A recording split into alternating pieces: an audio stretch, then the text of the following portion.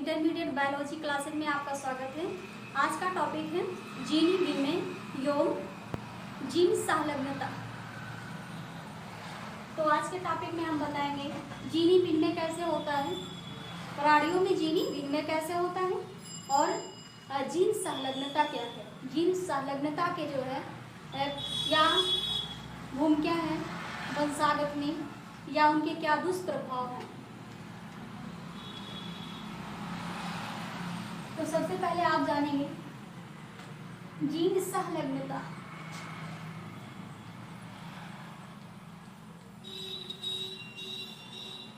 संलग्नता आप संलग्नता पढ़ेंगे जीन के अंतर्गत लिंकेज। संलग्नता जिसे हम लिंकेज के नाम से जानते हैं। लिंकेज क्या है?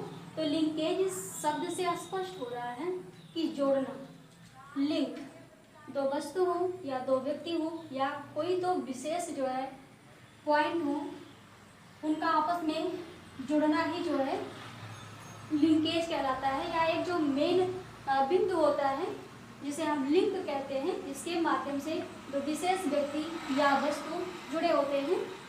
तो यहाँ पर हम क्रोमोसोमवाद के अंतर्गत जो है चर्चा कर रहे हैं लिंकेज का। तो जाहिर सी बात है क्रोमोसोम किसे कहते हैं सबको पता होना चाहिए। क्रोमोसोम क्या है और क्रोमोसोम में क्या विकसित होते हैं, जिसके अंतर्गत हमें इस लिंकेज के बारे में जानकारी प्राप्त करना है या संलग्नता के बारे में जानकारी प्राप्त करना है। तो आपको पता होना चाहिए कि क्रोमोसोम गुणसूत्र जोड़ा जिसे हम कहते हैं,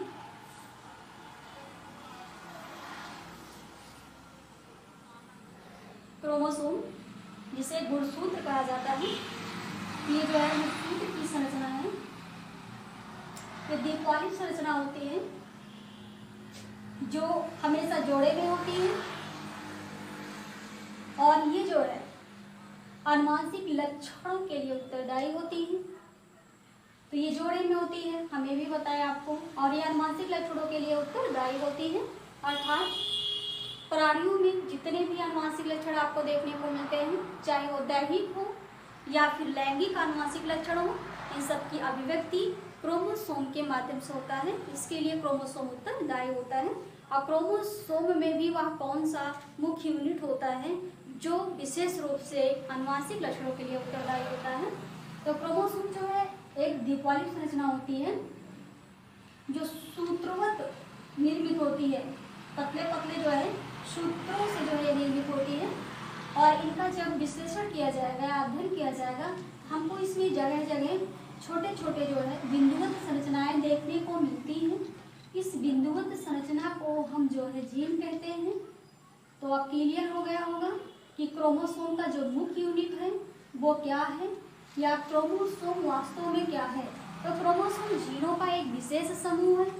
क्रोमोसोम क्या है? जीनों का एक विशेष समूह है। स्वयं में क्रोमोसोम आप देख रहे हैं कि जीनों के जो है संख्याओं से इनकी जो है सूत्रवत संरचना बन रही है। इनका जो मुख्य यूनिट है वो जीन है। तो जगह जगह हम देखते हैं जो है मानव सदृश संरचनाओं में या जो है एक श्रेणी क्रम में देखते हैं कि छोटी छोटी जो है हमें देखने को मिलती है, जिसे हम क्या कहते हैं? जीन कहते हैं। तो जीन जो है फंक्शनल यूनिट है, एक क्रियात्मक यूनिट है क्रोमोसोम का जो आनुवंशिक लक्षणों के प्रति उत्तरदायी होता है। तो अब हमें जो है जीनों के माध्यम से पता करना है कि जीनी विनिमय क्या होता है और जीन संलग्नता क्या होता है या जीन लिंकेज क्या होता है। तो चलिए हम संलग्नता के बारे में बताते हैं, अर्थात लिंकेज के बारे में बताते हैं। लिंकेज क्या है?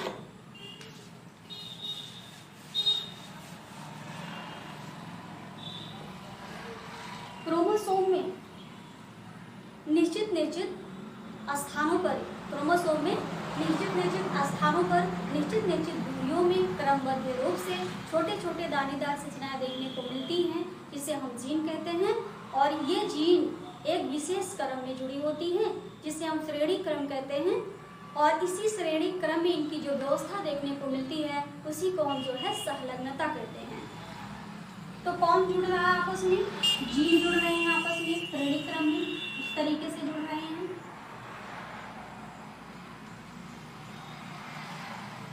जीनों की व्यवस्था किस प्रकार की होती है?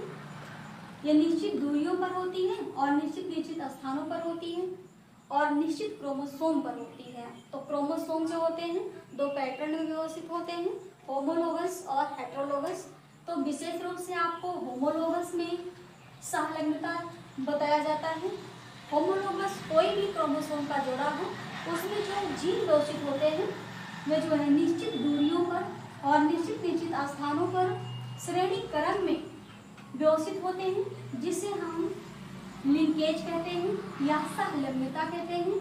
अर्थात वे एक दूसरे से जुड़े होते हैं और वो किस रूप में जुड़े होते हैं? क्रियात्मक रूप में जुड़े होते हैं। अर्थात ये एलिल्स के रूप में व्यवस्थित होते हैं, जोड़े में व्यवस्थित होते हैं। जीन्स के जोड़े को हम एलिल कहते हैं और जब तक जीन्स के जोड़े एलिल में नहीं होंगे, जोड़े में नहीं होंगे, तब तक किसी एक आनुवंशिक लक्षण का जो है अभिव्यक्ति नहीं हो पाएगा। तो ये जो जीन होते हैं ये जोड़े में व्यवस्थित होते हैं और इनका केवल एक फंक्शनल यूनिट होता है। ये किसी एक विशेष जो है आनुवंशिक लक्षण की अभिव्यक्ति करेंगे। तो इस प्रकार से समजात क्रोमोसोम में कहीं पर किसी भी विशेष स्थान पर श्रेणी क्रम में जीन्स के जो जोड़े एक साथ व्यवस्थित होते हैं उन्हीं को जो है हम सहलग्नता कहते हैं या लिंकेज कहते हैं या जीन समूह कहते हैं।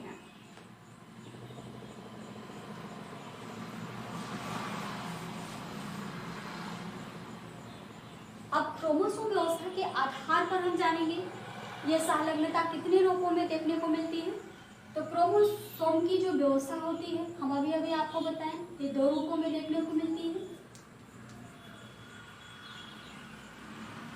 होमोलोगस और दूसरा है हेटेरोलोगस। यानी कि समजात गुणसूत्र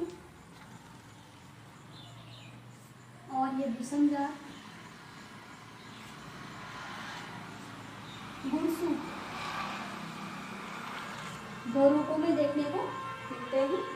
तो ये विषमजात गुणसूत्र कब बनते हैं और ये समजात गुणसूत्र क्या होते हैं, तो इसके बारे में भी हम जानकारी प्राप्त करेंगे। तो ठीक उसी प्रकार समजात गुणसूत्र और विषमजात गुणसूत्र की व्यवस्था के आधार पर जीन सहलग्नता भी दो प्रकार की होती है। पहला है कंप्लीट लिंकेज,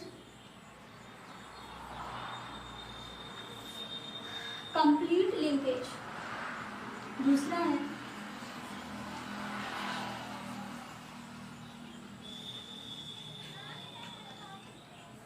इनकम्प्लीट लिंकेज। तो क्रोमोसोम के प्रकार के आधार पर या व्यवस्था के आधार पर जो सहलग्नता पाया जाता है, जीनी सहलग्नता, वो भी दो प्रकार का होता है। तो पहला हम बता रहे हैं आपको कंप्लीट लिंकेज। कंप्लीट लिंकेज का मतलब होता है पूर्ण संलग्नता, पूर्ण रूप से संलग्न जीन समूह जिस क्रोमोसोम में देखने को मिलेंगे उसे हम क्या कहेंगे, विषमजात गुणसूत्र कहेंगे कि समजात गुणसूत्र कहेंगे। तो इसलिए हम आपको यहाँ कंफर्म करके बता रहे हैं कि होमोलोगस समजात गुणसूत्र का क्या मतलब है और विषमजात गुणसूत्र का क्या मतलब है जीनी संलग्नता में।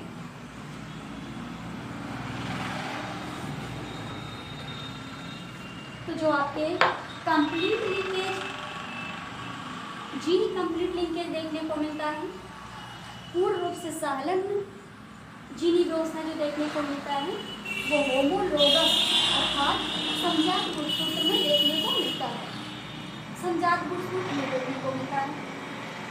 अब समजात गुणसूत्र किसे कहते हैं? समजात गुणसूत्र वह गुणसूत्र होते हैं जिसमें सभी जीन समूह आनुवंशिक दृष्टि से एकल होते हैं, वो चाहे पैतृक हो या मातृक हो, उन्हें हम समजात गुणसूत्र कहेंगे। और वो विषमजात गुणसूत्र में कब बदलते हैं, ये अस्थायी होते हैं या अस्थायी होते हैं। तो विषमजात जो है गुणसूत्र ये तब बदलते हैं कि जब जो है आसूत्री विभाजन के समय उनका जीनी विनिमय हो जाता है, दो जो है समजात गुणसूत्रों का जब असूत्री विभाजन के दौरान जीनी विनिमय होता है, इस गुणसूत्र के जीन दूसरे गुणसूत्र के जो है क्रोमैटिड्स में जाकर व्यवस्थित हो जाए। आप सीधे कहिए कि दो होमोलोगस क्रोमोसोम के मध्य जब जीनी विनिमय होता है तो उस दौरान ये क्रोमोसोम हेटेरोलोगस क्रोमोसोम में बदल जाते हैं, क्योंकि यहाँ पर जीनी विनिमय हो रहा है। यहाँ पर जो क्रोमोसोम है जरूरी नहीं है कि ये एकल हो, या आप सीधे कह सकते हैं जरूरी नहीं है कि यूनी पैरेंटल हो, ये किसी एक जो है विशेष जो है मैत्रिक या पैतृक का हो, ऐसा नहीं है। जब असूत्री विभाजन होता है निषेचन के समय तो वहाँ पर मैत्रिक और पैतृक दोनों के आनुवंशिक पदार्थों का आपस में संलयन होता है। तो एक क्रोमोसोम के माध्यम से हम यहाँ आपको बता रहे हैं। इस तरीके से अगर मैट्रिक और पैट्रिक क्रोमोसोम अलग अलग हैं और उनके बीच जीन का क्रॉसिंग ओवर हो रहा है या जीनी विनिमय हो रहा है तो जाहिर सी बात है कि वे जो है विषम जातीय गुणसूत्र में बदलेंगे, क्योंकि माता के जो आनुवंशिक लक्षण है वो पिता के आनुवंशिक लक्षण से बिल्कुल मेल नहीं खाते हैं, वे तुलनात्मक होते हैं या कुछ आनुवंशिक लक्षणों के दृष्टि से बिल्कुल भिन्न भिन्न भी होते हैं। इस प्रकार से जो है जीनी विनिमय के समय विषम जात गुणसूत्र की स्थिति आती है जो संतानों में जाती है। तो हमें यहाँ कंप्लीट लिंकेज के बारे में जानकारी करना है, तो आप जो है समजात गुणसूत्र के माध्यम से इसे समझ सकते हैं। समजात गुणसूत्र यानी कि समजात गुणसूत्रों में श्रेणी क्रम में जो जीनों के समूह व्यवस्थित होते हैं वे बिल्कुल जो है पैतृक आनुवंशिक लक्षणों वाले होते हैं, और इनका जब वंशागत होता है पीढ़ी दर पीढ़ी असूत्री विभाजन क्रिया के माध्यम से, आप सीधे कहिएगा कि निषेचन प्रक्रिया के दौरान असूत्री विभाजन के माध्यम से जब इनका जो है साधारण रूप से जो है वंशागत होता है, असूत्री विभाजन के समय जब इनका विभाजन हो रहा हो सामान्य रूप से, या आप ऐसे समझ लीजिए, इसको हम पूर्ण संलग्नता इसलिए कह रहे हैं क्योंकि जो समजात क्रोमोसोम होते हैं उसमें आनुवंशिक लक्षण जो होते हैं वो कैसे होते हैं, या तो पैतृक होते हैं या तो मातृक होते हैं। तो पैतृक और मातृक आनुवंशिक लक्षणों में ये जो जीन है ये यदि केवल पैतृक लक्षणों के अनुसार ही वंशागत हो रहे हैं, असूत्री विभाजन के समय यदि समजात गुणसूत्रों पर स्थित समूहों के जो जीन हैं वे सामान्य रूप से जो है वंशागत हो रहे हैं, असूत्री विभाजन में जो है वो सामान्य रूप से बढ़ रहे हैं, उनका बंटवारा हो रहा है, सामान्य रूप से उनका बंटवारा हो रहा है, तो उनमें जो हमें आनुवंशिक लक्षण देखने को मिलेगा वो बिल्कुल पैतृक आनुवंशिक लक्षण के समान होगा। आप एक बार फिर से समझिएगा, पूर्ण जीन संलग्नता आपको जो है समजात गुणसूत्रों में देखने को मिलेगा, चाहे वो गुणसूत्र पैतृक हो या मैत्रिक हो। तो पैतृक गुणसूत्रों में यदि जो है असूत्री विभाजन होता है तो उस दौरान ये जो जीन समूह होते हैं ये भी सामान्य रूप से जो है वंशागत हो जाते हैं, या इनका असूत्री विभाजन के दौरान बंटवारा हो जाता है, और ये जैसे कि तैसे जो है पीढ़ी दर पीढ़ी वंशागत हो जाते हैं। और अगर इनमें बिना क्रॉसिंग ओवर हुए जो है या जीनी विनिमय हुए ये यथावत अपने जीनी समूह में इस जो है पीढ़ी से अगले पीढ़ी में असूत्री विभाजन के द्वारा बढ़ रहे हैं, तो जायज़ सी बात है इनके आनुवंशिक लक्षणों में कोई परिवर्तन नहीं होगा, और ये यथावत आनुवंशिक लक्षण की अभिव्यक्ति आने वाले संतानों में करेंगे। तो इस प्रकार की जो जीनी व्यवस्था हमें देखने को मिलती है उसे हम पूर्ण जीन संलग्न व्यवस्था कहते हैं। अर्थात जो समजात गुणसूत्र होते हैं उन पे उपस्थित जीनों के जो समूह होते हैं असूत्री विभाजन के दौरान यदि वह यथावत विभक्त हो जाते हैं, यथावत उनका बंटवारा हो जाता है, आने वाली जो है संततियों में या उनकी समान रूप से वंशागत हो जाती है आने वाले संतानों में, तो उनमें जो आनुवंशिक लक्षण होते हैं वो बिल्कुल जो है पैतृक आनुवंशिक लक्षणों से मेल जोल करते हैं या एकदम उनके समरूप होते हैं, और इस प्रकार के समरूपता को प्रदर्शित करने वाले जीन समूह को हम कंप्लीट लिंकेज जीन समूह कहेंगे।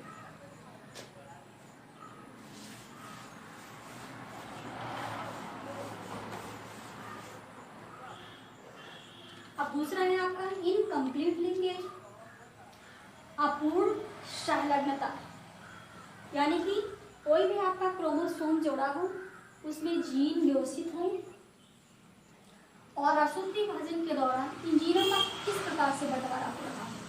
अगर समान रूप से बंटवारा हो रहा हो, ये जैसे कि पैसे जो है आने वाले संततियों में बंट रहे हैं, तो आप इनको पूर्ण संलग्न मान रहे हैं, लेकिन हम इन्हें अपूर्ण संलग्न कब मानते हैं। तो इसके लिए आपका हेटेरोलोगस क्रोमोसोम उत्तरदायी होता है।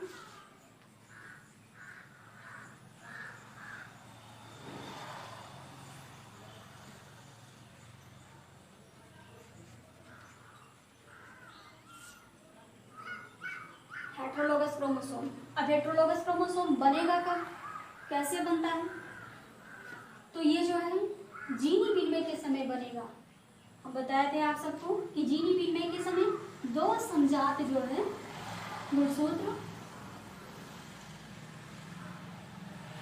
दो समजात गुणसूत्र,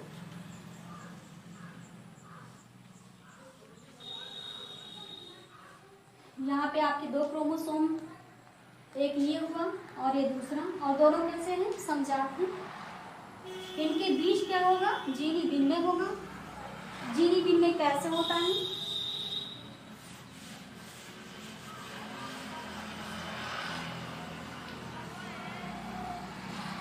ये क्रोमोसोम है। क्रोमोसोम दो पॉलिप संरचना से मिलकर बने होते हैं। ये जो दो पॉलिप संरचना यहाँ दिख रही है, ये द्विपॉलिप संरचना है, इन्हें हम क्रोमैटिड्स कहते हैं। ये आपको अच्छे से पता है, क्रोमैटिड्स कहते हैं। ये आपके क्रोमैटिड्स हो गए। और जिस मूल बिंदु के द्वारा जो है, जिस मूल बिंदु के द्वारा ये आपस में जुड़े होते हैं दोनों पॉलिप संरचनाएं, उसे हम क्या कहते हैं, सेंट्रोमियर कहते हैं। यहाँ गुणसूत्र बिंदु कहते हैं। इसी गुणसूत्र बिंदु के द्वारा ये दोनों पॉलिप संरचनाएं एक दूसरे से बड़ी होती हैं और इन पॉलिप संरचनाओं में सूत्रवत संरचना पाई जाती है, जिसमें दानेदार संरचनाएं लगी होती हैं, जिसे हम जीन कहते हैं। तो यहाँ पर किसका विनिमय हो रहा है, जीनों का। विनिमय का मतलब होता है आदान प्रदान। ये दोनों आपके समजात गुणसूत्र हैं। किस प्रकार से जीनों का विनिमय होता है, देखिए इस पॉलिप संरचना में भी जीन की श्रेणी क्रम संरचनाएं दिख रही हैं। तो इस क्रोमोसोम का कोई भी क्रोमैटिड्स ले लीजिए, मान लीजिए हम इस क्रोमैटिड्स को चुन लेते हैं। इस क्रोमैटिड्स में श्रेणी क्रम में जीन समूह को हम देखेंगे। ये क्रोमैटिड्स में जो जीन समूह होते हैं, ये जीन विनिमय के समय दो या दो से अधिक खंडों में विभक्त हो जाते हैं। अब एक खंडे में दो या दो से अधिक जीन के जोड़े हो सकते हैं। ये जो खंड है, मान लीजिए ये खंड जो है खंडित हो रहा है, विघटित हो रहा है या ओवरलैप हो रहा है, तो ठीक है, इस क्रोमोसोम का इतना भाग क्रोमैटिड का अगर टूट रहा है या खंडित हो रहा है, तो दूसरे क्रोमोसोम का उतना ही भाग क्रोमैटिड का टूटेगा, ओवरलैप करेगा और इतना भाग टूट के इस क्रोमोसोम में आगे ऐड होगा। और यहाँ का जो क्रोमैटिड्स भाग है वो इस क्रोमोसोम के क्रोमैटिड्स भाग में जाकर जो है एडजस्ट होगा। तो इस प्रकार से आप यहाँ देख रहे हैं इस क्रोमोसोम का क्रोमैटिड्स खंड और इस क्रोमोसोम का क्रोमैटिड्स खंड साथ ही साथ ओवरलैप होते हैं या ब्रेक होते हैं और इनका जो है स्थानांतरण होता है, एक दूसरे के स्थान पर आते हैं। तो इस प्रकार से जो खंड गया है क्रोमैटिड्स का, उसमें जितने भी जीन समूह हैं वो अपने स्थान से हटकर दूसरे स्थान पर गए हैं और यहाँ के जीन समूह जो है इस क्रोमोसोम से दूसरे क्रोमोसोम के स्थान पर आए हैं। इस प्रकार से यहाँ पर जो है जीनी विनिमय आप देख रहे हैं, क्रोमैटिड्स खंडों के माध्यम से जीनों का विनिमय हो रहा है, आदान प्रदान हो रहा है। तो जायज़ सी बात है कि इस क्रोमोसोम में जो जीन हैं उनके जो आनुवंशिक लक्षण हैं, तो इस क्रोमोसोम के आनुवंशिक लक्षण के समतुल्य हो सकते हैं, लेकिन समान नहीं हो सकते हैं, जरूरी नहीं है। तो अगर यहाँ इस प्रकार से जीनों का अदला बदली हो रहा है, तो आनुवंशिक लक्षणों का भी यहाँ पर अदला बदली हो रहा है, जिसे हम तुलनात्मक रूप में देखेंगे। ये भिन्न तो नहीं होंगे, लेकिन हम इन्हें तुलनात्मक रूप में देखेंगे, ना कि एक समान देखेंगे। इस क्रोमोसोम में जितने भी जीन हैं इनके द्वारा अभिव्यक्ति की गई आनुवंशिक लक्षण आप जो देखेंगे वो इनके आनुवंशिक लक्षण से बिल्कुल अलग नहीं होगा, तो तुलनात्मक रूप में जरूर दिखेगा, क्योंकि एकदम जो है समान आनुवंशिक लक्षण की अभिव्यक्ति नहीं करेंगे। और यदि इनका जीनी विनिमय ही हो गया तो जाहिर सी बात है अगर इनको हम अलग अलग करके आनुवंशिक अभिव्यक्तिकरण कराएंगे तब भी हमें उनके आनुवंशिक लक्षणों में तुलनात्मक अंतर देखने को मिलेगा। और यही तुलनात्मक अंतर व्यक्त करने वाले जो क्रोमोसोम होते हैं इन्हीं को हम विषमजात क्रोमोसोम कहते हैं। तो अब यहाँ हमें समझना है अपूर्ण जीन संलग्नता। तो अपूर्ण जीन संलग्नता हम यहाँ कब देख रहे हैं?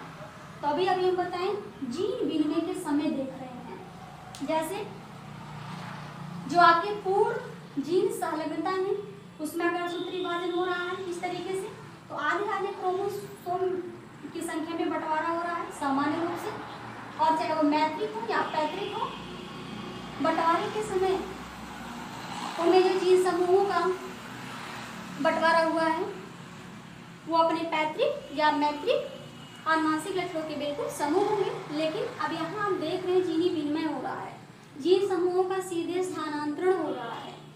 तो जब जीन समूहों का स्थानांतरण हो रहा है तो जाहिर सी बात है उनके आनुवंशिक लक्षणों का एक जो पैटर्न है उसमें भी हमें तुलनात्मक अंतर देखने को मिलेगा। और जो जीन समूह है इनका भी अदला बदली हो रहा है, तो जाहिर सी बात है इन जीन समूहों के पैटर्न का भी यहाँ पर हम अपूर्ण जो है लिंकेज देख रहे हैं। ये पूर्ण रूप से इनके साथ नहीं जुड़े हैं। असूत्री विभाजन के समय इनका क्रॉसिंग ओवर हो रहा है, जीनी विनिमय हो रहा है। तो ये जो आपके जीन समूह हैं ये दूसरे या अपने साथ के जो क्रोमोसोम हैं उनके क्रोमैटिड्स में उपस्थित जीन समूहों से जो है ओवरलैप हो रहे हैं, इनका जीन विनिमय हो रहा है। तो इसलिए इनको हम अपूर्ण कह रहे हैं, क्योंकि असूत्री विभाजन के समय जो है ये पूर्ण रूप से इनके साथ नहीं लगे रहते हैं, इनका क्रॉसिंग ओवर हो रहा है, ओवरलैपिंग हो रहा है, मतलब ये जो है एक स्थान से दूसरे स्थान पर जा रहे हैं, इनका अदला बदली हो रहा है। तो जब अदला बदली हो रहा है तो यहाँ के जीन समूह दूसरे क्रोमोसोम में चले गए और ये जीन समूह जो है इस क्रोमोसोम में आ गए, और तब इनका जब असूत्री विभाजन हुआ तो आधे तो आपके जीन समूह यहाँ से निकल चुके हैं ना, इसके स्थान पर दूसरे क्रोमोसोम के जीन समूह आ गए हैं ना, तो असूत्री विभाजन के समय इनका बंटवारा होगा ना। अब इनके जो आनुवंशिक लक्षण होंगे हो जाएंगे संततियों में ना, बाकी जो बचे हैं वो मैत्रिक या पैतृक आनुवंशिक लक्षण जाएंगे। तो इस प्रकार से आने वाले संततियों में आपको मैत्रिक और पैतृक दोनों आनुवंशिक लक्षण एक साथ देखने को मिलेंगे। और इसलिए जो है इस प्रकार की जीनी व्यवस्था को हम क्या कहेंगे? अपूर्ण लिंकेज कहेंगे।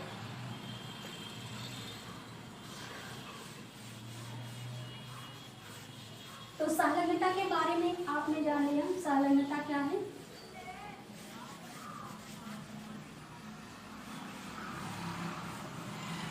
संलग्नता कितने प्रकार का होता है? 2 प्रकार का। पूर्ण जीनी संलग्नता जिसे हम कंप्लीट लिंकेज कहते हैं, और अपूर्ण जीनी संलग्नता जिसे हम इनकम्प्लीट लिंकेज कहते हैं। अब आगे हम आपको बताएंगे जीनी विनिमय क्या है।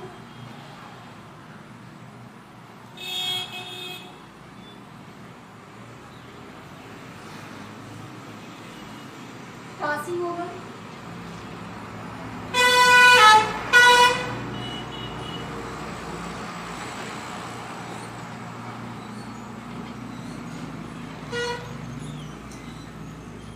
तो अभी हम समझा रहे थे आपको पूर्ण लिंकेज और अपूर्ण लिंकेज में जीनी विनिमय के माध्यम से। अभी हम बताया जीनी विनिमय क्या है, तो एक बार आप फिर से देख लेते हैं जीनी विनिमय है क्या, जिसमें जो है जीनी विनिमय कहाँ देखने को मिलता है और कब देखने को मिलता है। तो जीनी विनिमय जो देखने को मिलता है वो समजात गुणसूत्रों में देखने को मिलता है और अर्धसूत्री विभाजन के समय देखने को मिलता है। और अर्धसूत्री विभाजन कोसा विभाजन की वह अवस्था होती है जिस समय वह कोसा जनन के लिए पूर्ण रूप से तैयार होती है और निषेचन में भाग लेती है, जिससे नई संतति की उत्पत्ति होती है। तो चलिए हम यहाँ लेते हैं 2 समजात क्रोमोसोम।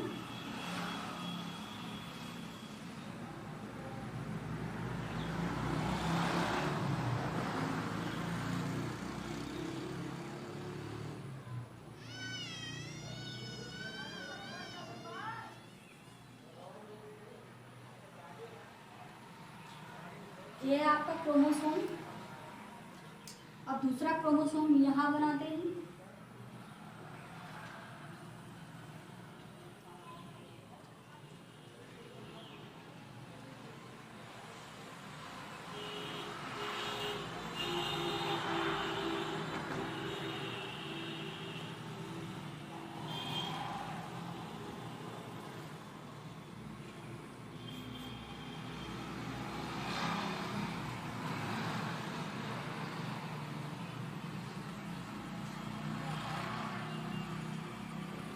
ये क्रोमोसोम का जोड़ा, दूसरा क्रोमोसोम का जोड़ा। और दोनों किस प्रकार के क्रोमोसोम हैं? समजातीय क्रोमोसोम है।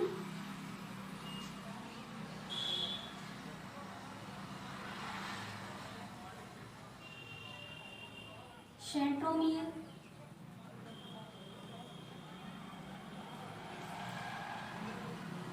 क्रोमैटिड्स,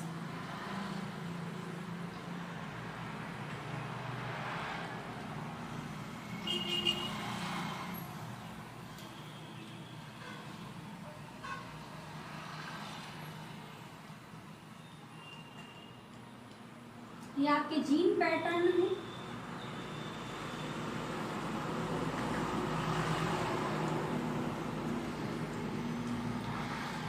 अब हमें देखना है इसमें किस प्रकार से आशुत्रीय विभाजन के समय जीनी विनिमय होता है।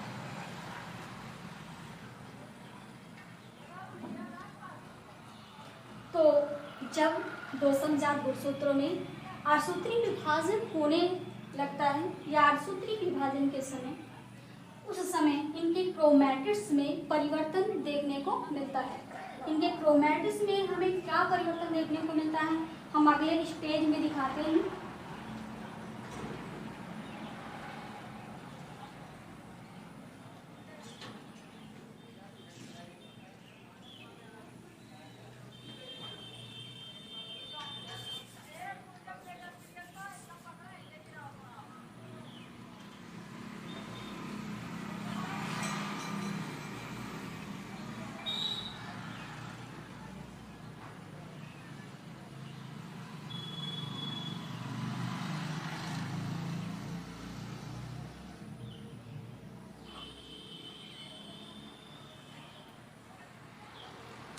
क्या परिवर्तन होता है देखते हैं। आशुत्रीय विभाजन के समय दोनों समजात गुणसूत्रों के जो क्रोमैटिड्स होते हैं, कोई भी क्रोमैटिड्स, विशेष रूप से ये आमने सामने के जो है क्रोमैटिड्स होते हैं, या साइड टू साइड जो है क्रोमैटिड्स जीनी विनिमय में भाग लेते हैं। तो ये जो क्रोमैटिड्स हैं, जीनी विनिमय के समय जब आशुत्रीय विभाजन अवस्था चल रही होती है, ये दो या दो से अधिक खंडों में टूट जाते हैं। और ठीक इसी प्रकार जो है इनके जो समानांतर क्रोमैटिड्स होता है, उनमें भी जो है खंडन की प्रक्रिया शुरू हो जाती है। ये भी दो या दो से अधिक खंडों में टूट जाते हैं। अब क्या होता है, धीरे धीरे ये दोनों क्रोमैटिड्स एक दूसरे के समीप आते हैं।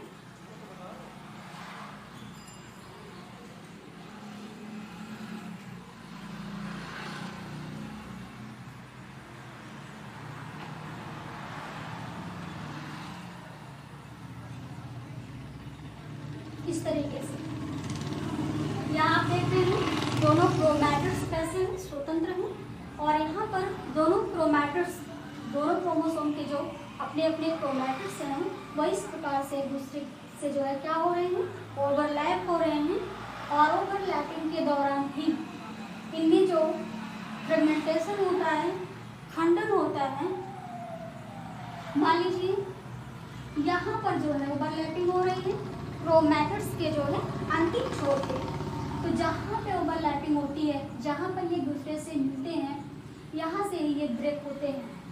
तो मान लीजिए अब ये यहीं से जो है ब्रेक होंगे, यहाँ पर ओवरलैपिंग हो रही है, दोनों जो है विपरीत या समानांतर क्रोमैटिड्स का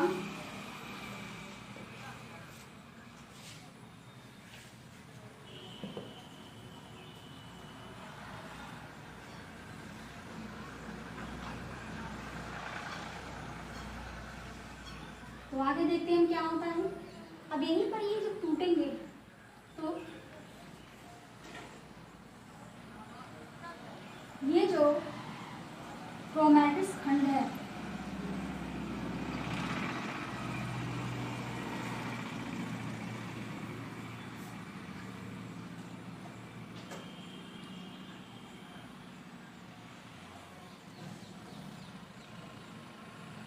इस तरीके से, देखिए जो आपके कलर में क्रोमैटिस दिखा रहे हैं ये आपके दूसरे वाले क्रोमोसोम का क्रोमैटिस भाग है जो अपने समानांतर क्रोमैटिस का स्थान लेगा। तो ये अवस्था हम आपको यहाँ दिखा रहे हैं और ये जो क्रोमैटिस भाग है वो किस स्थान पर आएगा, इसके स्थान पर आएगा।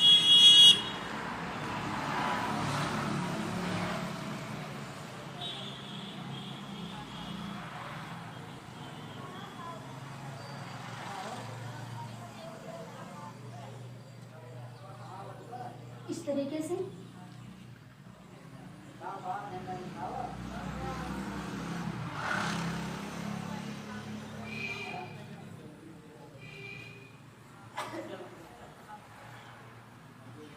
अब देखिए इस संरचना में स्पष्ट कर दिए हैं कि किस प्रकार से क्रोमैटिस जो है ओवरलैप करके विखंडित होता है और एक दूसरे क्रोमैटिस खंड आपस में अदलते बदलते हैं, एक दूसरे का ये स्थान लेते हैं। तो अब आपको यहाँ पर जो क्रोमोसोम जोड़ा प्राप्त हो रहा है इसको आप होमोलोगस क्रोमोसोम ना कहकर हेटेरोलोगस क्रोमोसोम कहेंगे। अब हेटेरोलोगस क्रोमोसोम हम इसलिए कह रहे हैं क्योंकि इस क्रोमोसोम का अंतिम छोर का जो क्रोमैटिस जीन समूह है वो इस क्रोमोसोम के क्रोमैटिस के स्थान पर आ गया और इतना भाग इस क्रोमोसोम का जो है अंतिम छोर जो क्रोमैटिस भाग है ये इस क्रोमैटिस का स्थान ले लेगा। यानी कि अब इस क्रोमोसोम के कुछ जीन समूह इसमें चले गए और इस क्रोमोसोम के आधे जीन समूह इस क्रोमोसोम में चले आए। तो इस प्रकार से आप देख रहे हैं यहाँ पर दोनों क्रोमोसोम के माध्य जीन समूहों का प्रत्यक्ष और अप्रत्यक्ष दोनों रूप से जो है क्या हो रहा है, अदला बदली हो रहा है या विनिमय हो रहा है या आदान प्रदान हो रहा है। तो इस प्रक्रिया को ही हम क्या कहेंगे, जीनी विनिमय कहेंगे। और ये प्रक्रिया कब आपको देखने को मिलेगी, आशुत्री विभाजन के दौरान देखने को मिलेगी। और ये क्रोमोसोम जा कहाँ रहे हैं, आप क्या बोलेंगे इनके बारे में। तो आशुत्री विभाजन के फलस्वरूप जब इस प्रकार की अवस्था आती है या जीनी विनिमय के दौरान जो है या असमजात क्रोमोसोम बनकर तैयार होते हैं तो ये सीधे वंशागत होते हैं। यानी कि ये स्थिति जो हो रही है वो आप आशुत्री विभाजन में जन्म काल के दौरान देख रहे हैं और संततियों में जो है ये वंशागत हो रहे हैं। तो इनकी वंशागत जब संततियों में हो रही है तो आप आनुवंशिक लक्षण की दृष्टि से सोच सकते हैं कि ये आनुवंशिक लक्षण जो संततियों में देखने को मिलेंगे वो पैतृक और मैत्रिक दोनों होंगे कि केवल पैतृक या मैत्रिक होंगे। तो स्पष्ट हो गया है कि इसमें पैतृक और मैत्रिक दोनों के जो है जीन समूहों का क्या हुआ है, सम्मेलन हुआ है जीनी विनिमय के दौरान। और यदि इन संततियों में जा रहे हैं या इस क्रोमोसोम की वंशागत हो रही है तो संततियों में हमें तुलनात्मक आनुवंशिक लक्षण देखने को मिलेंगे। एक साथ हमें पैतृक आनुवंशिक लक्षण और मैत्रिक आनुवंशिक लक्षण दोनों की अभिव्यक्ति संतानों में देखने को मिलेगा, जिसे हम उत्परिवर्तित आनुवंशिक लक्षण भी कहते हैं। तो ठीक है, फिर आज के टॉपिक में हम जीनी विनिमय के बारे में आपको जानकारी दिए और जीन सांद्रता के बारे में जानकारी दी।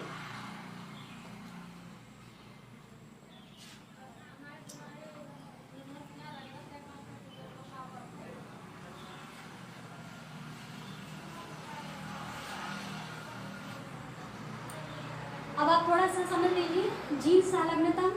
तो अभी हम आपको बताएं उसकी कितनी अवस्थाएं होती है। ठीक उसी प्रकार से क्रॉसिंग ओवर या जीन विनिमय का भी होता है।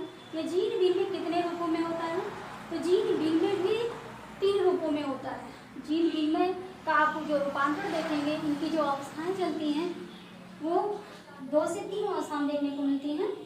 पहला है एकल जीनी विनिमय।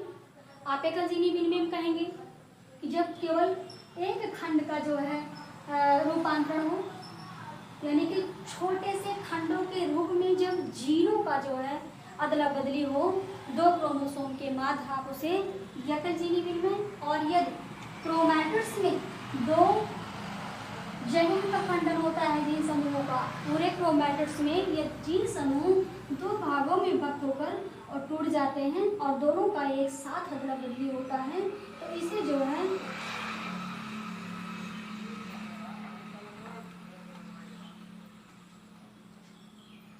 इसे द्वितीय पारगमन कहते हैं या द्वितीय जीनी विनिमय कहते हैं। और यदि क्रोमैटिड्स, ये है आपके क्रोमैटिड्स, आप इसको ध्यान दीजिएगा, और यदि क्रोमैटिड्स में दो के बजाय तीन खंडों का जो है विभक्तीकरण हो रहा है, या क्रोमैटिड्स के जो जीन समूह हैं वो दो के बजाय तीन जीन समूहों में टूट रहे हैं, तो आप इसको कहेंगे बहुपारगमन, बहुपारगमन, या फिर आप कहेंगे बहुजीनी विनिमय। तो ठीक है, आज का टॉपिक यहीं पे समाप्त होता है।